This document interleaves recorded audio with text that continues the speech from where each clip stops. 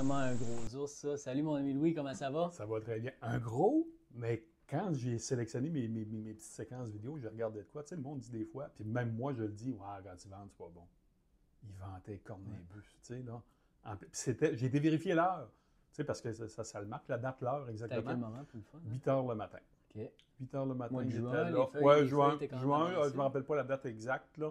Mais tu regardes, le petit, la minute que ça a rentré, Fait que ben, 8 quand heures. un mature est sur place, il peut aussi bien arriver à n'importe quelle heure, comme dans n'importe quelle chasse. Exactement, exactement. Fait que cette semaine, on parle d'ours. Oui, puis on change de beat. On change de beat parce que on était en mode dindon à se lever à 3 heures du matin. Que moi, là, j'ai fait à peu près 12 matins. Là, c'était la pire saison de toute ma vie au dindon. On en reparlera une autre fois. Grosse diminution de dindons dans zone 3 dans notre secteur. Ils en ont trouvé beaucoup de morts. Le MAPAC est là-dedans. J'ai hâte de voir ce que ça va sortir. J'espère que ce n'est pas la grippe aviaire. En tout cas, espérant, on verra bien. Mais si moi, ça a c'est ça, diminué. c'est pas drôle. C'est incroyable comment ça a diminué. On en a vu un peu, mais vraiment rien. Puis il a vanté. On est sur le bord du fleuve. Hein. Ça a été épouvantable. Mais l'ours, c'est le contraire. On se lève pas à 3 heures du matin, mais des fois, si on tue, on n'est pas revenu avant minuit au camp. Ouais, ça c'est Mais vrai. au moins, on peut dormir le matin. Fait que déjà, c'est quand même pas pire. Fait que cette semaine, ours, on va faire une petite tournée de... On fait un petit melting pot de D'apportage. scénarios, de tout. Moi, ce que je voulais vous parler, parce qu'on va parler d'apportage, bien Ouais. entendu, mais je veux vous parler, moi, il y a plusieurs années, j'ai eu la chance d'être un des premiers à tester le fameux Barry Reap Feeder de Michel Lizotte du Ouais. Nouveau-Brunswick. Il y a beaucoup de copies qu'on voit maintenant sur le marché. C'est vraiment Michel qui a été le premier à mettre ce produit-là en vente. Puis c'est vraiment génial. Je pense qu'on va y aller avec Ouais. une première vidéo Bouge pour pas. que le monde voie un peu le baril. Bon, c'est ça. C'est un baril qui tourne sur lui-même comme ça, avec des trous, puis avec des rabats. Il y a 2 rabats qui fait que quand il revient à sa position initiale, OK, il n'y a jamais d'eau qui peut rentrer dans ton baril. Tu sais, là, l'eau, elle se trouve à couler de chaque côté du rabat, puis elle redescend. Ça fait que Comme ta là, il est en position. oui, là, il est en position neutre, c'est ça. Fait que l'ours, lui, il vire un petit peu, il tombe de la bouffe par terre, puis il mange. Ou bien, des fois, même, il va se cacher en dessous du baril, puis il va aspirer avec sa bouche, Avec autrement les dit, griffes, dans les trous, là. Il vide ça. Même, je peux te dire que l'année dernière, j'ai essayé de chasser l'ours à l'automne. OK. J'arrive, puis mon baril est vide. Je dis, sacrément, pas de photos d'ours, pas en tout. Je commence à regarder les photos. C'était un petit wise raton laveur qui avait décidé de faire pas son alpinisme, en tout cas.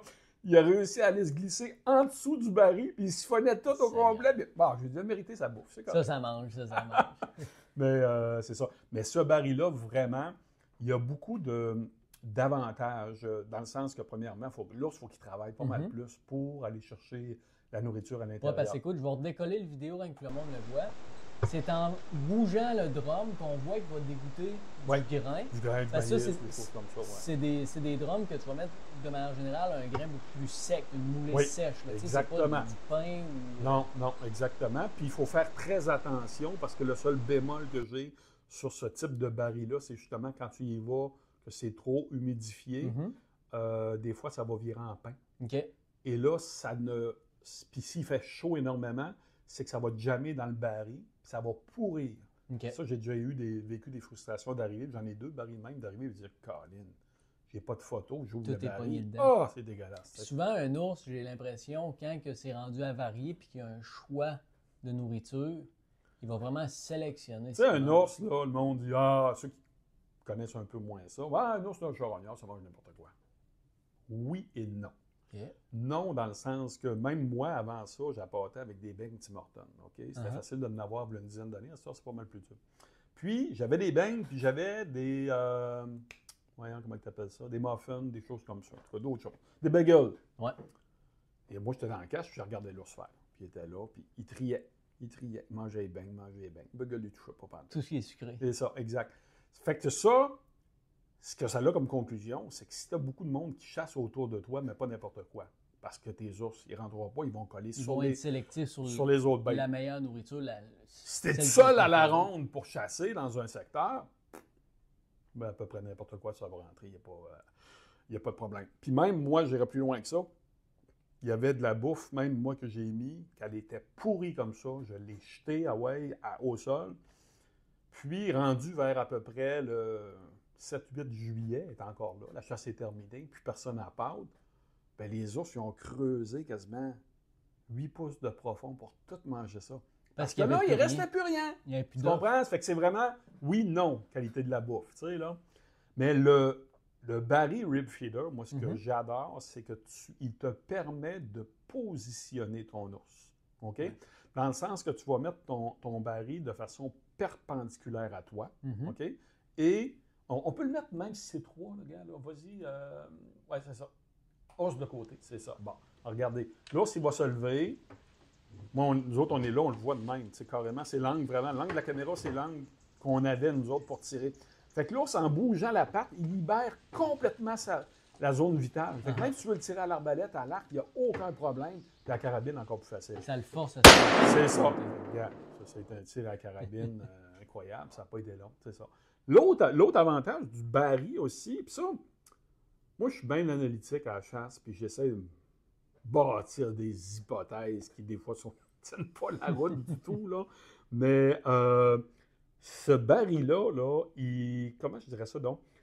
Il développe un sentiment de compétition extrême envers les ours. Parce que la nourriture est difficile d'accès. La nourriture est difficile d'accès, puis tu peux pas être 4 à manger sur le baril en même temps. Oui, tu peux en avoir 1 ou 2, des choses comme ça. Puis ils sont d'après en même temps, ils vont se tolérer. Sauf que ça fait une compétition incroyable. Mais cette compétition-là fait que les ours subalternes, ben, ils vont se trouver un temps dans la journée pour venir manger quand même. Tu as de l'achalandage quand même, quand le gros n'est pas là. Mais quand le dominant est là, ça fait des scènes comme on va vous montrer Protège Drum Gap 2. C'est ça, exactement. Bon. Ça, là, je ne sais pas si vous voyez. Vous voyez en haut complètement de l'écran, il y a un ours qui arrive en hypocrite, bien tranquillement. OK? Si vous regardez comme il faut dans le feuillage à gauche du drum, en arrière du drum, autrement dit, vous voyez une tache noire qui bouge là. Ça, c'est l'ours dominant du secteur qu'il y avait cette année-là, qui surveillait voir s'il y a d'autres ours qui arrivaient. Là, l'autre, il pense, il ne sait pas que l'autre est là, tu sais, là. Il watch la game, tout ça, tu y vois les oreilles qui ballottent quand même, tout ça. Il est méfiant. L'autre, il pense qu'il y a une chance de rentrer pour aller au drum, tu sais, tu dis ça, ouais. Mais whoop, le dominant vient de le voir. Là, il vient. Là, c'est un jeu d'intimidation qui commence. Tu sais, là, il n'y a pas besoin de crier, là. Rien que le non-verbal, le visuel que l'ours fait qui est sous le drum, il intimide l'autre ours qui ne rentre pas, OK? Sauf que, bon, il y a des doutes, puis il a faim, tu sais. Fait que là, lui, il va avancer une petite affaire de rien, juste pour dire, comme pour dire, gars, je te donne une chance, là. Qu'est-ce que tu fais, là? Tu t'en vas-tu pas? Ça, c'était la deuxième fois qu'il faisait ça ce soir-là. OK. Les 2 ours même, tu sais, là. Ça fait que, visuel de même. Ils sont là, puis ils s'observent. Ils s'observent, gars, là, wop, ils quittent tranquillement. Là, j'ai coupé les séquences un peu parce que c'était long, tu sais, là. Mais tu vois, gars, il est là, il sait pas. Là, c'est l'autre séquence après, c'est une demi-heure après. Il revient, là, il part. L'ours part. Il part, ouais, après, j'entends ça craquer dans le bois, bing, bang, bing, ouais. Puis après ça, il est revenu. Quand on l'a tué, là, il est revenu, autrement dit, tu l'as vu arriver tranquillement. Puis là, c'était comme, il était seul. Il était seul en place. C'est le seul ours que j'ai calé la shot à mon chum. À mon chum, j'ai dit, c'est un beau mâle. C'est pas un mâle, c'est un beau mâle. C'est un bel ours. Puis finalement, c'était une femelle. 170 livres. C'est tough. C'était tough à, tu sais, ben, vraiment un comportement agressif au bout, tu sais, là. Souvent, on voit ça, sur un mâle, c'est ça. Dominants, exactement. Fait que c'était une femelle. C'est la seule femelle qu'on a tuée dans ce secteur-là en 12-13 ans. Ça fait que faut faire attention. Fait que le Barry comme ça, exactement. Moi, cette année, ces barils-là aussi, à force de les utiliser, je me rends compte de leur force et de leur faiblesse, OK? Parce que le baril est surélevé. Premièrement, avant de l'oublier, parce qu'il ne faut pas oublier les détails, moi, je mets le baril pour que le dessous du baril arrive à 36 pouces de hauteur. La même mesure que je parle, que je radote au niveau de mes ours trophées et tout. Donc, tu es dans ta cage, dans ta tente, n'importe quoi, ben, tu vois un ours qui arrive pour venir se nourrir, ben, s'il dépasse un peu le dessous du baril, tire-le. C'est beau. C'est beau. C'est beau, tu sais, là. S'il est pas mal plus bas, là, naturellement aussi, ça le force à se lever et à avoir une position parfaite pour faire un tir. Ben oui, exactement. Mais ce que je me suis rendu compte, c'est l'année passée ou il y a 2 ans que ça m'a sauté dans la face, c'est que bien des fois, on a des printemps, comme cette année, on a un printemps qui a mouillé, Mhm. on est quasiment en dépression tellement il mouille, puis il fait froid, puis tout, là. J'ai été faire mes bêtes, moi, la fin de semaine de long congé, là, de la fête de dollars, là. Ouais. Et il y a de l'eau, il y a de l'eau, il y a de l'eau dans le bois. Puis en dessous d'un des deux drums, il y avait à peu près 8 pouces d'eau. Ils ne viendront pas manger là. Premièrement, ils n'aiment pas ça, se maudire les pattes Un ours, là-dedans c'est un pour animal qui est propre, hein, quand même. Oui, oui, oui, oui. Mais il y a deux choses. C'est qu'ils n'aiment pas ça pour se nourrir, d'avoir les pattes dans l'eau. Ils ne trippent pas là-dessus. Puis ils ne trippent pas non plus de faire tomber de la bouffe, tomber dans l'eau, puis de commencer à trier. C'est pas une soupe qu'il veut, lui, là, il veut manger. Là. Ça fait que Fait que je l'ai l'importance... tassé. Je l'ai tassé, ce baril-là, parce que j'ai vu que les années pluvieuses, l'autre est tout le temps vidé, puis lui, il ne l'est pas. Pourquoi? Ben oui, c'est rien. Le phénomène Mettons, de l'eau. parce que des fois, c'est facile de déplacer un drum parce que ton site est bon pour ça, ou quoi que, ou dans des occasions de même, ou changer complètement le secteur de chasse, ou tasser un petit peu. Si, mettons, on prendrait des bio, des morceaux de bois, puis on recouvrerait, tu sais, tout le fond d'eau pour être sûr que c'est sec, c'est un environnement qui est sec. Penses-tu que Ça ça pourrait peut... le faire. Tu peux amener un voyage de sable ou n'importe quelle affaire Mhm. pour le régler. Si tu veux vraiment pas changer de secteur, mais bien des fois, regarde, moi, je l'ai tassé d'à peu près une vingtaine de pieds. Là. Ils sont quand même collés, mes deux barils. J'ai hâte de voir ce que ça va faire. Parce que là, ils étaient comme à 50 pieds de distance, les deux Ouais. barils. Là, ils sont à peu près à 15 pieds. OK. Est-ce Ça va peut-être qu'il va y générer avoir un un petit plus de inconfort, il va y compétition. avoir plus de compétition? Regarde, on verra, mais regarde, je l'essaye comme ça. Faut l'essayer pour le savoir. Exactement. Puis au niveau des barils, c'est qu'il y avait d'autres dons. On avait les barils, tu sais, on parlait aussi beaucoup de l'environnement. Puis il y Oui. avait de quoi que tu m'as dit un petit peu tantôt, puis que ça m'a accroché. C'est quoi ton 2 ans, tu me parlais? Ben, le 2 ans, moi, c'est quand je vais essayer un site, parce que j'ai bien du monde moi, qui me parle, puis vraiment, maudit, j'en ai pas de gros ours, oui, j'en ai pas de gros ours. Uh-huh. Moi, même à Matawin, à Zec Ouais. Chapeau de Paille, j'ai fait des sites qui n'avaient aucun ours. OK. Donc, mature qui rentrait là, il n'y avait rien. Je me donne 2 ans. OK. Si après 2 ans, là, il est rentré des femelles, des petits, puis des ados, c'est que c'est ça qui rentre là. Il rentrera. L'environnement fait que les gros matures ne viennent pas là. Tu sais, là, puis moi, j'avais des caméras cellulaires, même un spot de même, j'étais là, tabarouette, enfin, je vais avoir une caméra cellulaire, mais être capable de voir tout ce qui vient. Il n'y a rien qui est rentré en haut de 120 livres. Rien de C'est un tout. secteur de petits ours. Ben, c'est ça. De Fait que moi, je me femelles donne et deux. petits. Je me donne 2 ans, carrément. Il y a trois sites de même que j'ai fait à mon chalet, que ça n'a pas donné de résultat. J'ai essayé 2 ans, après 2 ans, pouf, on passe à un autre appel. OK. Puis même des fois, je me suis tassé des fois de 700-800 pieds. Quand j'ai voulu, où justement on voit la femelle et tout, il y avait quand même un peu d'ours qui venait, mais j'étais à, je dis 700-800 pieds, j'étais même pas à 600 pieds de mon site principal où il vient des ours à côté, puis l'achalandage a diminué de façon incroyable. Quand J'étais un même, petit hein? peu plus dans le bois. Est-ce que les vents portaient moins loin? Je ne peux pas te le dire exactement, mais ils ont moins aimé ça là que quand j'ai remis les mêmes barils, la même bouffe, à mon secteur de prédilection, où il y a une montagne en arrière, puis il y a une trail qui descend de la montagne, puis qui est comme des passes naturelles. Même, il y a des orignaux qui passent là, des affaires de même. J'étais plus dans la passe naturelle. 600 pieds à côté, c'était comme... C'est probablement marche genre pas. le secteur où ce que les matures vont croiser les femelles. Parce que nécessairement, les femelles ours ne doivent pas vivre exactement au même endroit que les matures, parce que souvent les matures vont chasser les Ouais, petits. ils vont manger les petits même, c'est ça. Fait que probablement c'est genre ça, c'est pas tout à fait le même secteur. Aux endroits où tu poses pas de mature, c'est parce que c'est un endroit de cachette pour les petits ours, si on peut dire. Oui, puis le défi de la chasse à l'ours, c'est quand tu as beaucoup, en tout cas, selon ce que j'ai vu, quand tu as beaucoup de femelles avec des petits, rarement tu vas avoir des matures, dans le sens que les femelles, justement, vont avoir des endroits peut-être moins fréquentés par les matures. Sauf que si tu as des femelles toutes seules, là, oui, là, ça, c'est l'aimant. Bon, c'est hein? l'aimant, c'est ça. C'est l'aimant à gros mâle. Mais moi, quand je vois... Puis c'est rare, moi, je veux dire, ça fait 14 ans quasiment que je chasse à ce site-là, là. J'ai pas vu souvent des mères avec des petits. Tu sais, peut-être une fois, une avec deux. J'ai jamais vu plus que 2 mères avec des petits sur tout le lot d'ours que je voyais différents, tu sais, là.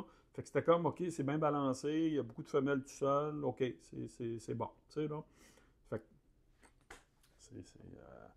l'autre chose que je voulais parler, c'est, ben, le choix du site, là, c'est tellement important. Là. Puis ça, on ne parle même pas de gros ours, on parle d'achalandage d'ours. OK. L'ours, là, c'est l'animal le plus peureux de la forêt québécoise. Ça, oubliez jamais ça. Tu sais, là, j'ai pas loin de mon chalet, il y a quelqu'un qui a commencé à chasser l'ours l'année dernière. OK? Il n'a pas tué l'année passée, mais il a trippé le gars. C'est la première fois de sa vie qu'il chassait. J'ai pas voulu le remettre en question où il chassait. Il chasse à 200 pieds d'un chemin qui passe à peu près 100 chars par jour. Ah, les ours n'aimeront pas ça, c'est sûr. Tu sais, les ours, ils vont de nuit. Ils vont de nuit, ou ils vont le matin, ben de bonne heure. Le gars, il met du temps, tu sais, puis... Tu sais, il faut faire attention. Ça, je l'ai vu, moi, quand j'ai initié ma blonde, Lynn, à la chasse à l'ours, elle avait peur des ours pour mourir. Elle pensait qu'à la minute qu'un ours allait nous voir, il allait grimper dans l'arbre, puis il allait nous manger, tu sais, là. Puis on était dans un Mirador, un Tristan double. Puis, justement, à cette époque-là, j'étais à peu près à 300 pieds d'un chemin passant. Puis à la minute qu'un VTT ou un camion passait, l'ours, sauvait. Tu sais, là. Ça ne cherche pas à côtoyer l'humain. Non, du tout. C'est de très, toute manière, très, que ce soit un véhicule ou quoi que ce soit. Fait que je pense que c'est bon aussi de s'éloigner justement des chemins. Tu sais, être sûr que dans ta journée, ton ours, il ne se fera pas déranger de manière quotidienne. C'est ça, puis il faut que tu abeilles, il faut que lui en dedans. Pareil comme un chevreuil, tu sais, il y a beaucoup de similitudes. Pareil comme un chevreuil, un ours en dedans de 2-3 enjambées, il doit être capable de se cacher dans du couvert. Si tu es trop droit à découvert, tes ours vont venir de nuit beaucoup plus. T'sais. Ou fin de journée, fin de journée, 10 minutes à faire. Ouais. Là. Fait que ça, c'est... Puis, moi, je suis un apôtre des tops de montagne, là, que c'est vraiment là que j'ai eu les meilleurs résultats, que la propagation des odeurs fait qu'on va chercher des ours beaucoup plus loin. Je l'ai vu... pied de montagne, top de montagne, la même montagne, puis 10 fois plus d'ours en haut, tu sais, là. Sauf qu'avec le temps, c'est ça. Si tu as un été sec, la fréquentation sera beaucoup moindre que si tu as un printemps pluvieux, je veux dire, OK, là? Là, on a un printemps pluvieux, je m'attends à une fréquentation incroyable cette année. Okay. L'année qu'il y a eu les feux de forêt un peu partout, il y a 2 ans, là, la fréquentation avait fait ça. Oui, j'avais beaucoup plus de monde autour, sauf qu'il n'y avait pas une goutte d'eau sur la montagne. Complètement sec. Complètement sec. Là, il y a de l'eau partout. À voir. Ils n'ont pas besoin d'avoir un ruisseau, un ours. Là. C'est une flaque d'eau. Je l'ai vu. Moi, j'avais des vidéos d'un ours, un méchant beau. Il venait à la baie, il venait même pas manger. Il venait boire la flaque d'eau qu'il y avait là. C'est ça. Mais quand c'est sec, il n'y en a pas. Ouais. Fait que là, il va-tu monter une montagne 1 km pour venir manger alors qu'il ne peut pas se désaltérer? C'est moins naturel, là. Fait que ça, il faut faire attention, parce que sinon, c'est sûr que c'est un choix numéro 1. Sinon, ben là, tu ne te places pas loin d'un cours d'eau. C'est ça. Après ça, là, on y va pas mal à la bonne franquette, là. Puis en termes de produits, y a-tu certains, tu sais, comme cette année, as-tu essayé certaines choses? Là, j'essaye cette année les produits import-export fourrure. On va regarder justement, je vais me fermer le manche-patate, puis on va écouter. Ma présentation de produits, je l'ai faite justement il y a quelques jours. Fait que tu peux la partir. On lance à l'instant. C'est ça. Salut tout le monde, saison à l'ours 2025. On est sur la ZEC Chapeau de Paille en Mauricie. On commence à appâter en prévision de venir chasser d'environ une quinzaine de jours. Cette année, j'utilise exclusivement des produits import-export fourrure pour partir mes sites à pâter. Donc, je vais y aller avec une genre de moulée sèche comme ça, qui est déjà pré-mélangée au complet. Format de 5 gallons, comme ça, de même. Il y avait maïs, il y allait avoir des canneberges là-dedans, plein de choses. Ensuite de ça, une genre de moulée, mais elle est sèche. Celle-là, elle est humidifiée carrément, donc elle dégage énormément d'odeur. Fait qu'on va la mélanger avec la sèche comme ça. La moulée pour ours, import-export fourrure, et avec la melasse comme ça. Donc, on va partir. On a 2 barils qui tournent sur eux-mêmes. On va faire les 2 barils comme ça. Puis, on va mettre les caméras et tout. Puis, on vous tient au courant, voir qu'est-ce qui va venir cette année. Salut bien. Bonne saison de chasse à tout le monde. Puis, n'oubliez pas, les produits import-export fourrure, moi, je les prends parce que ce que je tue, je le mange. Donc, je vais avoir des produits 100% parfaits au niveau de la nourriture pour les ours. Puis c'est exactement ce que je retrouve avec les produits import-export fourrure. Salut tout le monde, bonne chasse! Fait qu'on va voir ce que ça va donner. Là, tu as fait ça en fin de semaine passée? Oui, j'ai fait ça la fin de semaine de la fête du de 20 mai, l'art, ouais. c'est ça. Je retourne cette Dans une semaine. semaine, ouais. Toutes les fins de semaine, on va, OK. on va être au chalet, on va regarder ça. Penses-tu qu'il va déjà avoir des ours? J'ai déjà eu 24 heures rentrées. Quand même. Il m'est arrivé une bad luck. Je voulais pas le compter, mais on va le compter. C'est rien de drôle. J'utilise, pour la bouffe, j'utilise les produits import-export fourrure. J'ai acheté la bombe d'odeur de la meunerie Souci. OK. Puis mon conseiller de la boutique Écotone à Saint-Pascal, du nom de Philippe Paradis, m'a dit « Louis, hey, passe pas ça avec une drill, tire avec une 22, tu sais, puis il n'y a pas de problème. » Fait que là, moi, on a installé ça, moi, mon chum Denis, on a mis ça dans l'arbre, tout. Puis là, moi, une 22, j'ai peur de ça dans le sens que ça tire... La balle, elle peut aller loin. Fait que je me suis vraiment monté pour pouvoir tirer en angle que la balle, elle s'en aille de même, tu sais, pour faire un trou dans Dans le sol. Un arrêt immédiat. Un arrêt immédiat, c'est ça, exactement. J'aurais peut-être dû pratiquer avant. Parce que j'ai pogné le couvercle du baril. Là, je tire, toum! Un couvert Là, tu vois de la bombe. Ouais. Le couvercle de la bombe. Là, le couvercle envole dans les airs, ça coupe la corde, la bombe tombe à terre, cassée quasiment en deux. Ah, je me regarde, là, je suis innocent. J'espère que t'es pas trop fait arroser. Non, c'était correct, c'est assez loin, tu sais. Ben, c'est une nation de maudit, tu sais. Pas pire, on l'a dompé dans une Elle chaudière. sentait-tu? Oui, elle sentait. Elle sentait extraordinairement bien. Tu sais, là, correct, là. Même, c'est mon chum Denis qui rattachait ça. Moi, je le tenais, puis il était là, puis il avait mal au cœur, tu sais, parce que là, il fallait rattacher toute la patente, là. On l'a mis dans 5 gallons, fait qu'on va voir ce que ça va donner, là. Mais très bon produit, ça, vraiment. J'en ai une en préparation. Moi, mes spots d'eau, je vais ouvrir ça la semaine prochaine. Là. OK. Non, ça, vraiment, dans les bombes d'odeur que j'ai essayées, c'est vraiment la plus odoriférante que j'ai vue. Vraiment, c'était très, très bien. Quand, je ne sais pas si on l'a dit tantôt, là, mais quand on est capable d'avoir un site à pâté où le cellulaire rentre, c'est une chance incroyable. C'est vraiment, tu es capable, premièrement, de ne pas aller valider puis contaminer d'odeur ton site. Je pense que c'est ça le point le plus important parce qu'on ne laisse pas d'odeur. C'est ça. Laisser de l'odeur au site à pâté, il n'y a pas de problème. Mais comme moi, moi je suis ma mère, OK? Là? Ouais. Fait que j'ai des caméras d'un trail autour.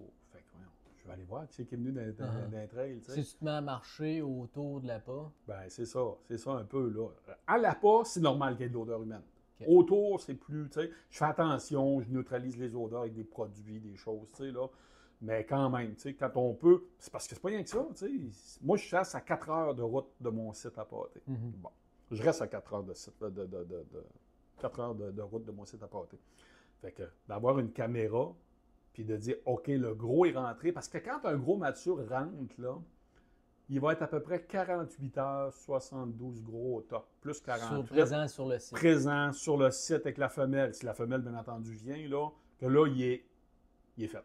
OK? Et ça, si tu l'as tout de suite, tu dis, OK, c'est demain pas après-demain, il faut que je le chasse, parce que là, lui, il vient de rentrer. Tu vas le savoir tout de suite.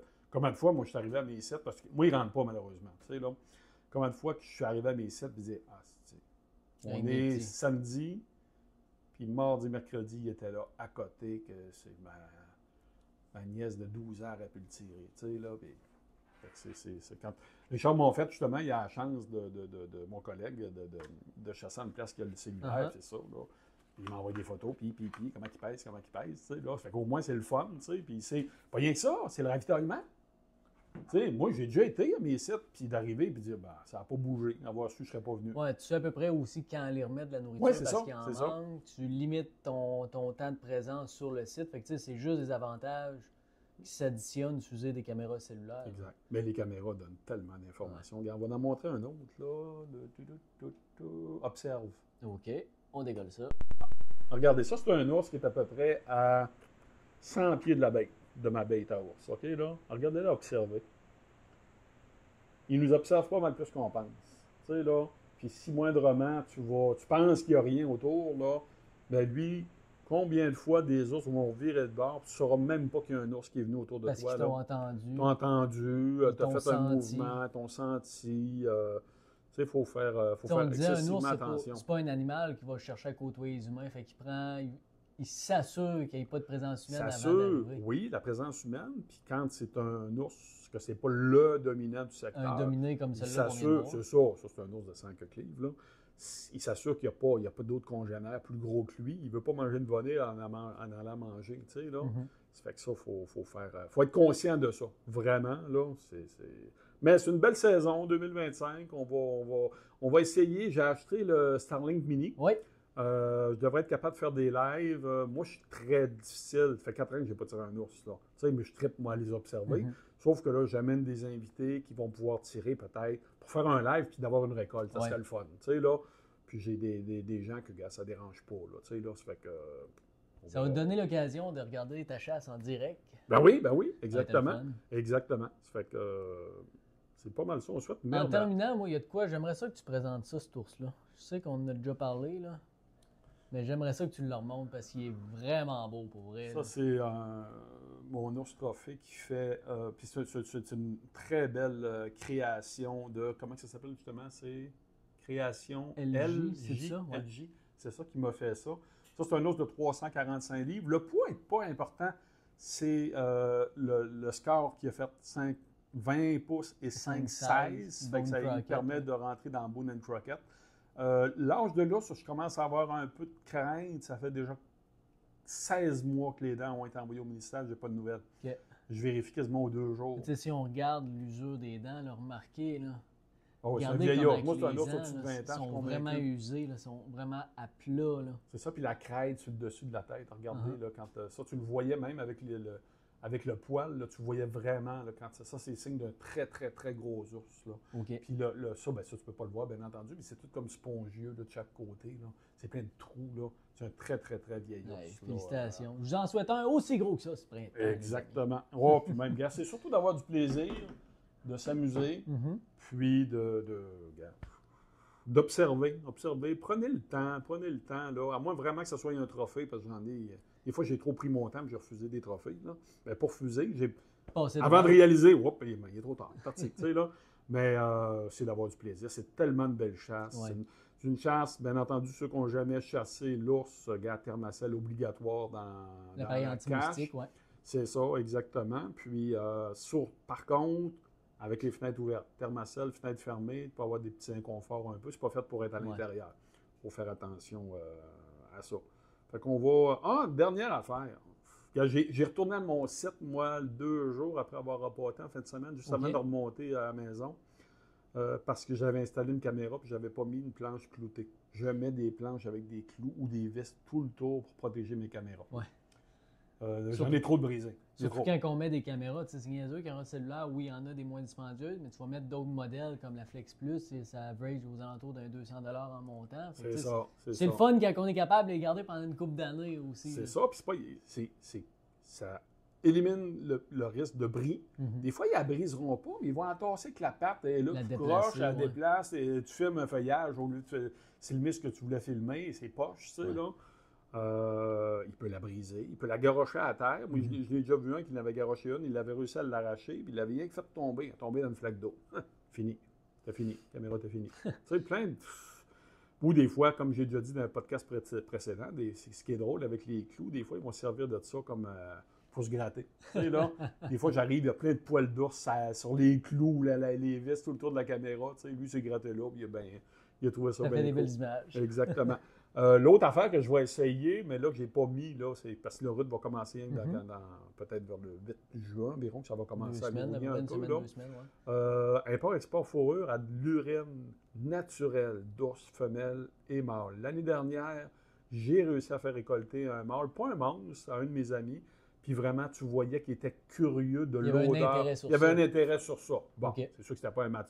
Mais là, je vais essayer de mettre ça vraiment... des tampons, puis essayer de positionner une caméra pour voir la progression de l'ours, voir s'il va vraiment aller sentir ça, si ça change de quoi. Fait que femelle et mâle. Peut-être rien que l'odeur de femelle va faire que le mâle, il va dire, ouais, là, il y a une femelle dans le coin, il va revenir. Tu sais, là, peut-être plus de jours. Fait que, regarde, on va l'essayer. On va voir ce que ça va donner. Ben écoute, moi, tu souhaiter une belle saison. Ben oui, exactement. Puis je te tiendrai au courant, moi, comment ça va aller. Exact. Fait qu'on se tient au courant. Hey, un gros merci. Merci, mon ami. Pour ceux qui ne sont pas abonnés à la revue 100% Chasse-Pêche, eh bien, je vous rappelle que la revue est 100% gratuite. Ça vaut réellement la peine. On a du contenu de qualité, mais aussi des beaux podcasts qui viennent avec ça. Fait que, bonne fin de journée, tout le monde. À la prochaine. Bonne saison de chasse à l'ours. Salut bien.